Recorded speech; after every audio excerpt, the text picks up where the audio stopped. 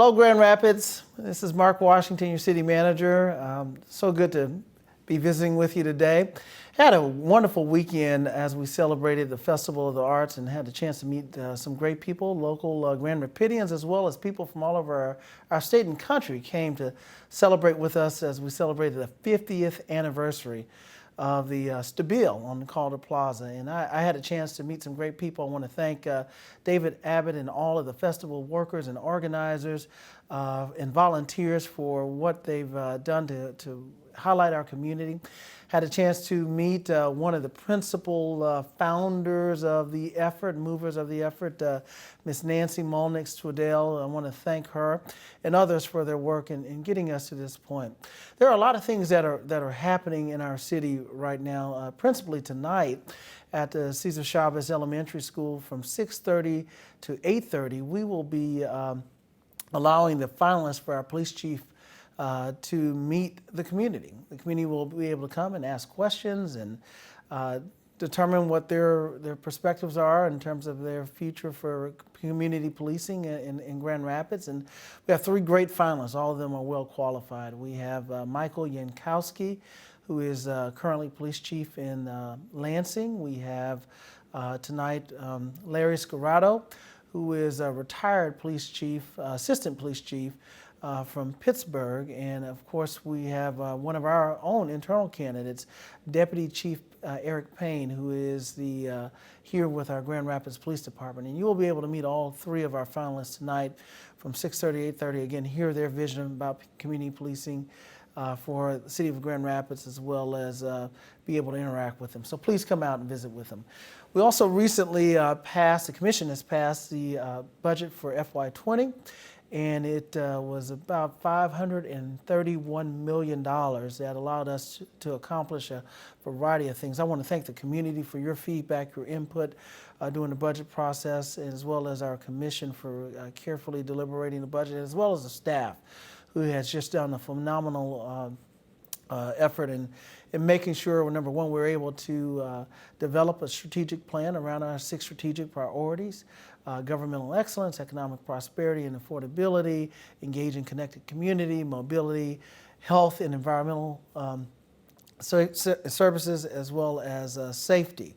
And our budget reflects a lot of services in all 6 of those areas. I'm just really excited about delivering and implementing the things that have been approved in the budget. And there's just going to be great things that will help to move our community forward. So thank you for your support and your feedback during that process. And finally, as we begin to look at the next year, we've just recently got preliminary results from the American Community Survey that shows that Grand Rapids is now over the 200,000 mark. We've crossed the next 100,000. I think the last time we made a significant accomplishment over 100,000, it was 1910.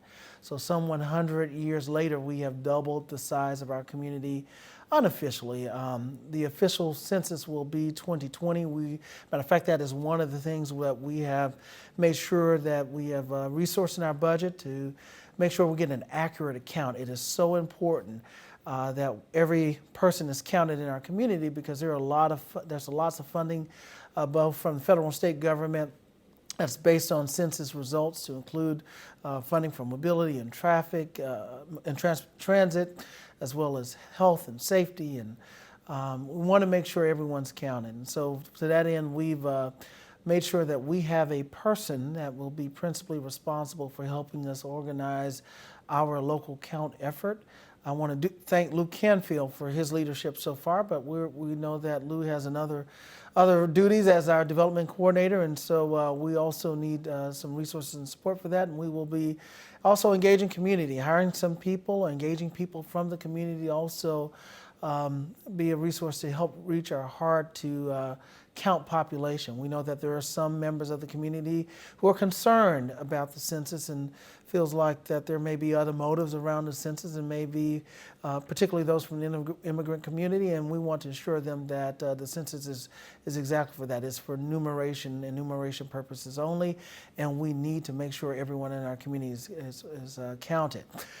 We have estimated that we receive about $20,000, roughly $20,000, I think closer to about $18,500 per person from all sources based on census reporting. And so that's the reason why we want everyone to be counted. And I think our community is well above 200,000 because I see the growth here in Grand Rapids. I see our daytime population, but also in the evening, when I drive around and look at our community and see the people and the vitality and the vibrancy of the community. And so we want to make sure that it's accurately reflected in our census. So again, thank you all for your feedback through the budget process. I look forward for your participation in the census process, and see you tonight at Cesar Chavez Elementary School to come give us feedback on our police chief candidates. Thank you.